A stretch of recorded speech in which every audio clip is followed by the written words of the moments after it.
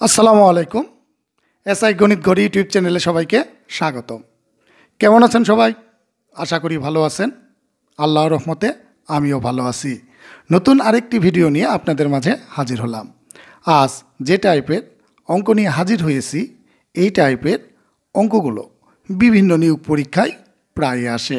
চলুন আর কথা নয়, শুরু করা যাক। এমন একটি ধনাত্মক সংখ্যা নির্ণয় করুন যা তার বর্গের থেকে ৭২ কম।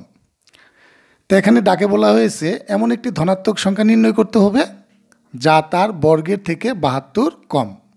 অর্থাৎ যে সংখ্যাটাকে বর্গ করলে সেখান থেকে ৭২ বিয়োগ করলে ওই সংখ্যাটি পাওয়া যাবে।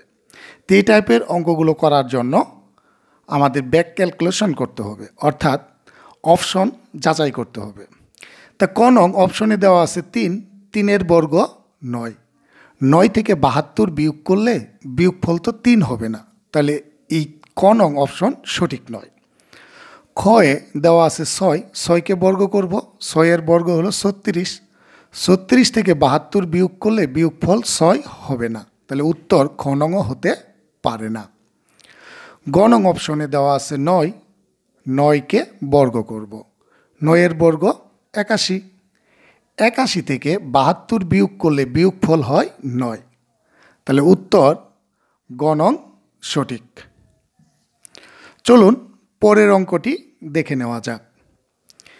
এমন একটি ধনাত্মক সংখ্যা নির্ণয় করুন যা তার বর্গের থেকে ৫৬ কম।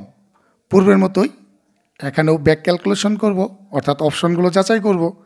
তাহলে ক নং অপশনে দেওয়া আছে ৩, ৩কে বর্গ করব, ৩-এর বর্গ হলো ৯, ৯ থেকে ৫৬ বিয়োগ করলে বিয়োগফল ৩ হবে না, তাহলে ক নং উত্তরটি সঠিক নয়।